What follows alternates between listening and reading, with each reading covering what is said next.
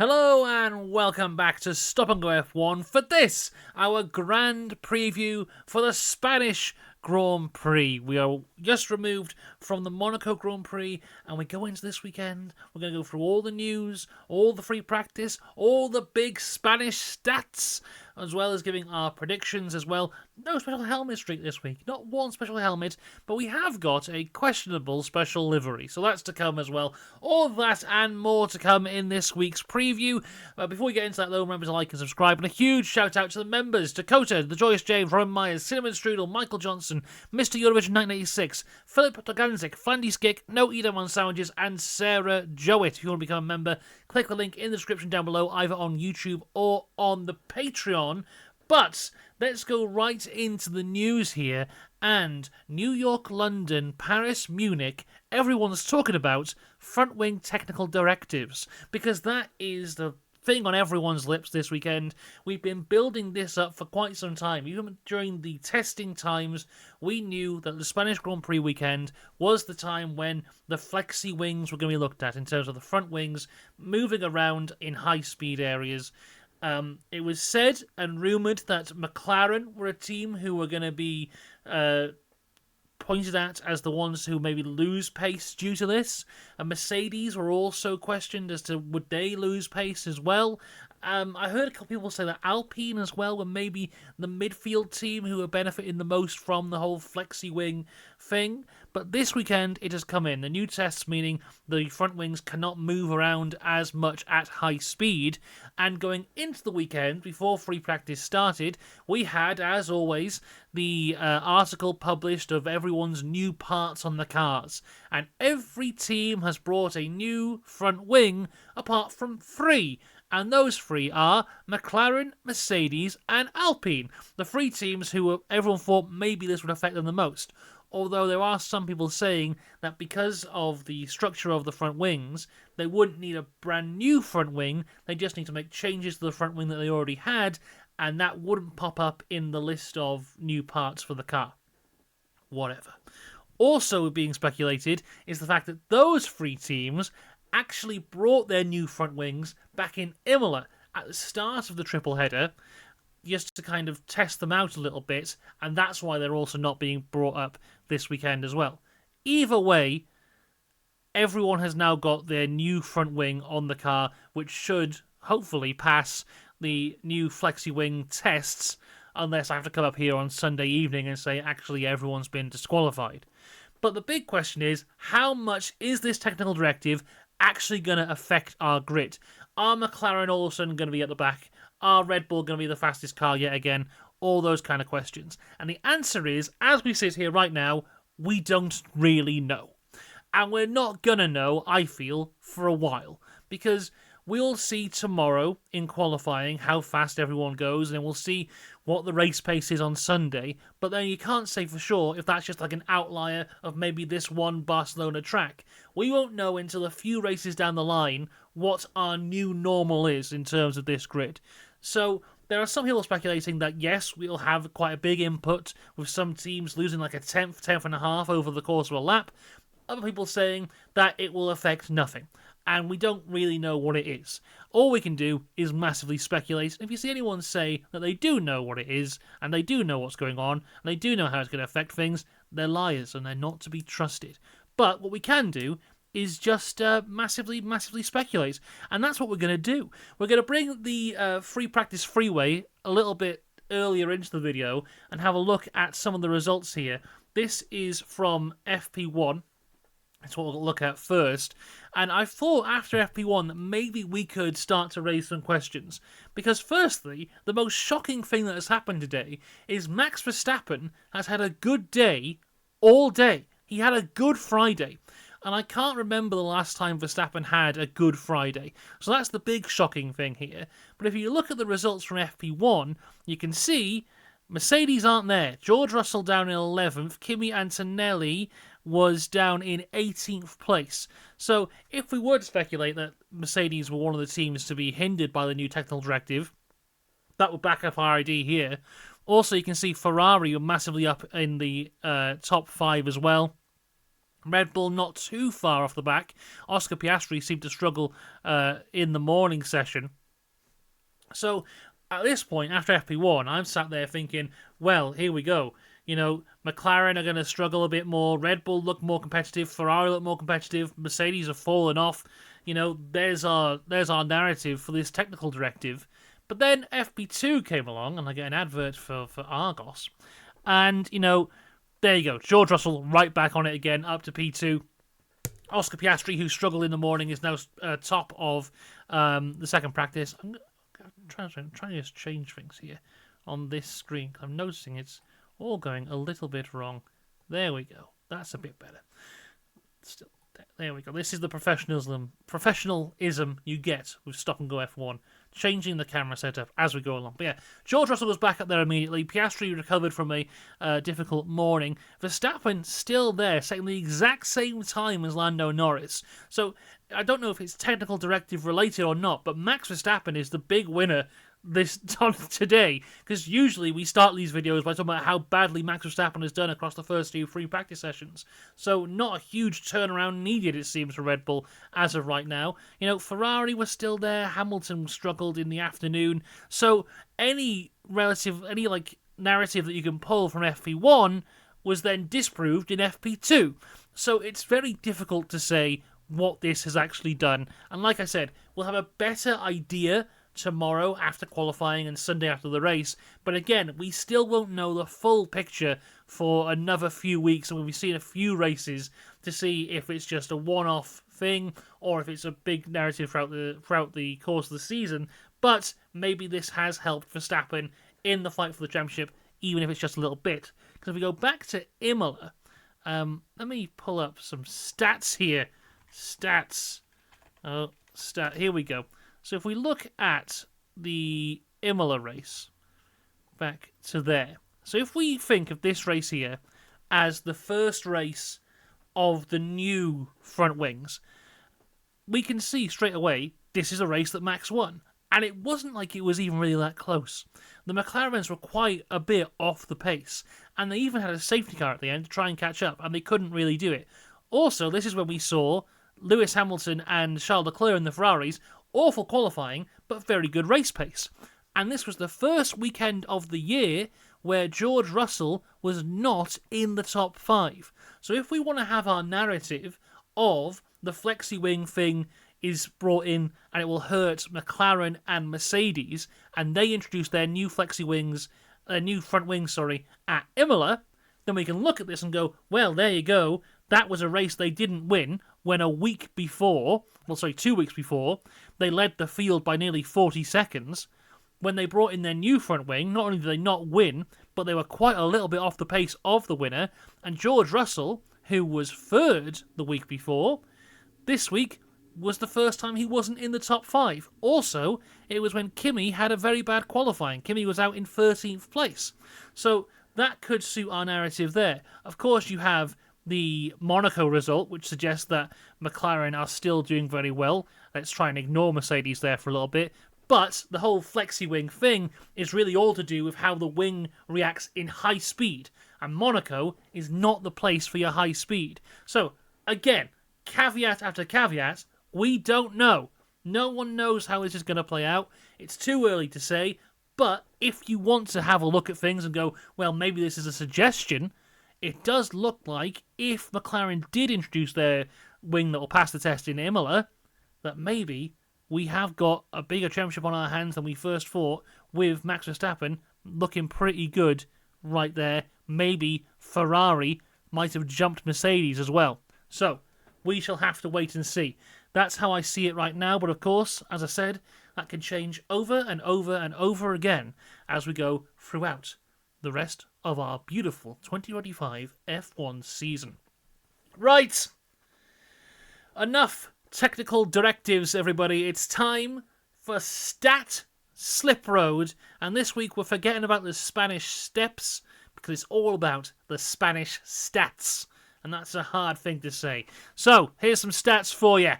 Of course, we always look back at the last weekend and see how that has impacted F1 history. And Lando Norris, of course, won, which gives him his 6th ever F1 race win, which puts him back on level with Oscar Piastri. But he also completed a hat-trick on that race with the pole, the win, and the fastest lap. It was his 3rd ever hat-trick, which puts him level all-time with Nico Rosberg, Nelson Piquet, Niki Lauda, Jack Brabham, and John Surtees.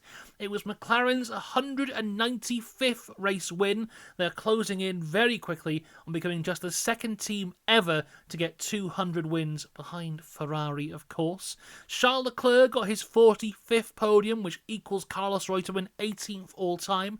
Carlos Reutemann at one point held the record for the most F1 podiums ever. Obviously, quite some time ago. We're quite a bit further than 45 podiums now with all the races that we have. Lando Norris, though, got his 33rd podium, which means he has now got more podiums than Jim Clark. On the negative side, we go to Fernando Alonso, who suffered his 80th career retirement, which puts him joint 10th all-time with Niki Lauda. Not a stat Fernando Alonso would have wanted to have. Oscar Piastri has now finished 36 races in a row to continue his streak, which is 3rd all-time. And I think they've all been in the points as well, so great consistency from Oscar Piastri. He also has a 7-race podium streak, which is joint 8th all-time. And also, he's only the 4th driver ever to have 7 podiums in a row for the McLaren team. They're Ayrton Senna, Alain Prost, and Lewis Hamilton. Yeah, Lewis Hamilton. My God, I was struggling today. Ayrton Senna, Alain Prost, and Lewis Hamilton there got that podium streak as well. And I was talking to someone before this week, comparing Piastri and Lando, and saying about how they've approached this season. And the way I see it is Lando Norris, when he is truly on the top of his game, is better than Oscar Piastri, is quicker than Oscar Piastri, but is very rarely on his game. Whereas Oscar Piastri is incredibly consistent. So Lando Norris' level will go high, then low, then high, then low, and high and low, and then a bit lower, then a bit higher, whereas Oscar Piastri has a solid level that he's kept this entire time. And apart from that one mistake in Australia, he's been consistent. He's either won a race or finished 3rd in every race this year, apart from one, which is incredibly consistent. And I think that is the battle of the two McLarens this year. Oscar Piastri's perfect consistency, always turning up and just doing the best he can. Whereas Lando, it really depends on his day. If he's on it, like he was last time out in Monaco, easy victory. Incredible pole lap, made the win look easy, was never really under any real pressure, even with Charles Leclerc right behind him at the end. But Oscar Piastri just has that consistency. So it depends on what Lando Norris turns up this weekend as to what we're going to get going forward. Right, back to the stats though, because this is a fun one. Max Verstappen has been on the podium every other race since the US GP of 2024. So he has either been on the podium or not. And last time he was not, which means this week he's on the podium. That's a stat you can stand by. And Max Verstappen now has led the most laps this year with 175. Piastri is second with 168. Then Lando Norris is in third with 102. The nation of Monaco and Mexico now have the same amount of podiums, thanks to Charles Leclerc's podium last time out. And cars using the number 4 now have more wins than cars using the number 11 in F1 history, making the number 4 the 8th most successful number in F1 history on 43 wins. What a beautiful stat that is. Charles Leclerc now has more podiums for Ferrari than Fernando Alonso does, putting him 5th all-time in Ferrari history, and Lando Norris will become 2nd all-time for most GPs with McLaren this weekend.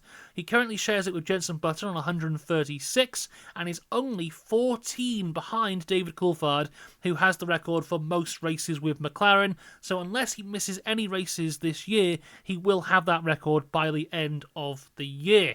But looking ahead to this weekend now, to the Spanish Grand Prix, it will take place on Martin Brundle's 66th birthday and will be the 55th Spanish Grand Prix and the 35th at the Circuit de Catalunya in Barcelona.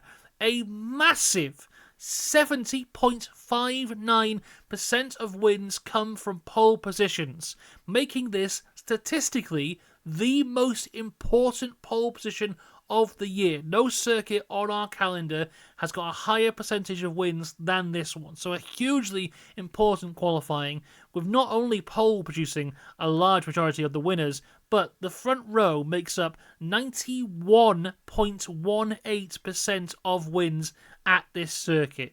And the race has never, ever been won from outside the top 5. So qualifying, hugely important going into the race weekend and going into the race on Sunday. But since 2016, the track has been dominated by 2 men, as only Lewis Hamilton and Max Verstappen have won here over the previous 9 years. Verstappen has won 4 times, with Lewis winning 5 times. Although, between 2007 and 2016, the race was won by 10 different drivers across 10 years. And I've got them all here now. 2007, Felipe Massa. 2008, Kimi Räikkönen. 2009, Jenson Button. 2010, Mark Webber. 2011, Sebastian Vettel. 2012, Pastor Maldonado.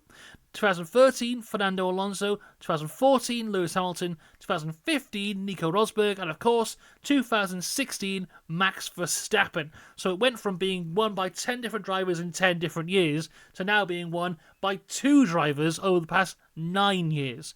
In total, Lewis Hamilton and Michael Schumacher share the record all-time for wins at this circuit with 6. Michael Schumacher and Lewis Hamilton also share the record for podiums here with 12, and Schumacher is just 1 ahead with pole positions on a total of 7. And very strangely, out of the current drivers, it is just the world champions, so Max, Lewis and Fernando, and George Russell and Lando Norris, who have ever been on the podium from our current grid at this track. So if Charles Leclerc, Carlos Sainz, anyone like that was to get a podium this weekend, it would be the first time for them at this track. Even Oscar Piastri hasn't been on there either. But very interesting. Of course, the team everyone's eyes are on is McLaren. They are the Constructors' Champions, leading the championship right now. The last time McLaren won here was the 2005 Spanish Grand Prix that Kimi Räikkönen won, meaning Williams have had a win here more recently than McLaren, with the incredible win of Pastor Maldonado in 2012, which still is Williams' last race win. At the time, it was the end of Williams' longest winless drought in their history, on 7 years, 6 months and 19 days. That was the record at that time. It has now been 13 years, 0 months and 19 days. So they're even in a bigger drought now. But it can be broken at some point, surely. Surely Pastor Maldonado will not be the last win ever for Williams for the end of time. Maybe this weekend, Carlos Sainz wins at home for the Williams team. You heard it here first. Meanwhile, speaking of Carlos Sainz, it will be his 215th Grand Prix this weekend, which will equal Mark Webber all-time. Lance Stroll will equal Graham Hill's record of 175 Grand Prix. Pierre Gasly will surpass Mika Hakkinen, Johnny Herbert and Ayrton Senna, getting his 162nd Grand Prix. Alex Albon will pass Jody Scheckter and Denny Hulme as he gets his 113th Grand Prix. Interestingly though, no driver has ever gone their first 114 Grand Prix without a win and then gone on to be world champion. Jenson Button has the record with the most amount of races before his first win and then gone on to world champion. Jenson Button, it took 113 races for him to get his first win. Nobody has ever gone winless in their first 114 races and then become world champion. So Alex Albon has to win this weekend. Otherwise, it's looking questionable if he will ever become world champion. You heard that here first too. So, we spoke about him earlier, but Yuki Tsunoda will pass Pastor Maldonado this weekend on 96 GPs. But not only that, he also passes Yukio Katayama to become the Japanese driver with the most races in F1 history. And finally, Ollie Behrman and Franco Colapinto will have their 12th Grand Prix this weekend, which means they pass two legends of the sport, Nick de Vries and everyone's favourite rookie, Karun Chandhok. There you go, everyone. That is the end of the Spanish stats. We're done. It's over. But the video's not over. We now go on to Upgrade Corner, everyone's favourite. Right, here we go with Upgrade Corner. We start with Ferrari, who brought new front wing and rear wing. Red Bull, new front wing. Mercedes, floor edge, floor fence, rear wing. Aston Martin, new front wing. Alpine, floor body and floor fences. Haas, new front wing. Racing Bulls, front wing end plates and nose. Williams, front wing, rear corner, cooling loops. Sauber, floor body, engine cover and front wing. And then McLaren have brought absolutely nothing. And I feel that was very deliberate on the part of McLaren, because I think everyone was expecting McLaren to at least bring a new front wing, and they went, no, actually, we have nothing. But yeah, the whole front wing thing is the whole story of this weekend. And you know, like I was saying before, it's hard to tell what to really look at, because it seems like everyone had some kind of flexiness to their front wing. It's just who was using it the most and who was using it least. So it seems like everyone has had to change something. So even if we look at the results of Imola, that doesn't necessarily say that's going to be the way it goes forward, because of course you have teams like Red Bull, Ferrari, whoever it might have been, who could have still had a flexi front wing. It just wasn't as flexi as maybe the McLaren or Mercedes could have been. So, once again, no one knows, and we won't know for quite some time. But, like I said, special helmet street has been cancelled this week because no one's brought any special helmets. Not even Alonso and Sainz don't love their home race enough to bring a special helmet for us. But there is a special livery, which is this. Stake of Fontaine Kick Sauber, everyone's favourite team, they do this from time to time. They just reveal a special livery, and no one really knows why, and it has nothing to do with the place that they are, and they just kind of do it, and it doesn't look too different to what they already had. So you may look at this and go, it's no different at all. And I wouldn't blame you, but it's a bit pixelated. You can see on the nose there's some pixels, and the wheel rim, and all down here. It reminds me a bit of a creeper, but there you go. The most disappointing special livery cul-de-sac we've ever had, I think. But there you go. Right, on to predictions. And our two predictions, of course, that we never, ever, ever get wrong. My first prediction is Max Verstappen wins. And I don't know why I'm picking this. He had a Good Friday, and I've gone all overboard. I've gone, yep, the first time he's had a Good Friday in quite some time. He's won here on the last 3 occasions, or is it 4? He's won here. I'm just going to double check that stat now. I am the stat man. I should know this. Last 3 times he has won here. He also won the last 3 races at Imola, and he won the last 3 races at Japan, and he went on to make those both 4 wins in a row. So why not make this 4 wins in a row as well? He likes it here. It's a decent track, kind of. I like now it's the last chicane's gone. It's much better. Of course, there is speculation this could be the last time we go here, although that does seem to be kind of not confirmed yet. But that was the same with Imola, to be fair. But yeah, I'm going for a Verstappen win. I feel it. Because, you know, at the minute, because the championship's so tight with the 3 guys, the 2 McLarens and Max, it seems like every race weekend, and the last 3 races have been won by 3 different drivers, and every race weekend, whoever wins, you get a million TikToks on Monday going, they're now the championship favourite. So when, like, Piastri won the one in Miami, and of course he'd won 3 races in a row by then, and everyone's like, yep, he's the favourite, it's over, it's done. Then Max won in Imola, it's like, well, you can't forget Max, he's inevitable, he's the favourite now. Then Lando wins in Monaco, and they go, well, Lando, he's definitely now back the favourite again. It's just, whoever wins is now the favourite. So I think Max is going to win, and of course, on Monday, a million TikToks. Max Verstappen's the favourite. Yes, I think he is. But my second prediction is that Lando Norris and Oscar Piastri will actually race each other this weekend. Because realistically, we haven't seen it this year. We almost saw it in Australia, but they told him to back off. Then he got on that curb and lost all that time. Then he got close again. Then he went off. Then we kind of saw it in Imola, but Lando was on brand new tyres and Piastri was on tyres that he'd used to fight through the entire field, so it wasn't really fighting. And for the two guys leading the championship in the same car, you'd think by now, what race are we even on in the season? I don't even know. It's like 7? Is it? I'm going to double check. This is race 9. We've had 9 races, and the two guys at the top of the championship haven't really fought each other for position. So I think this is the weekend. I think the Spanish track is one where they've done so much testing before and so much racing before that they fully understand it. There's going to be no real big swerves coming that I can see. There's no weather stuff predicted, and the tyres, they're the hardest set of tyres. There's no question marks there. I think realistically, it's a race that most of the strategy teams go into thinking, we know what's going to happen here, we're quite safe.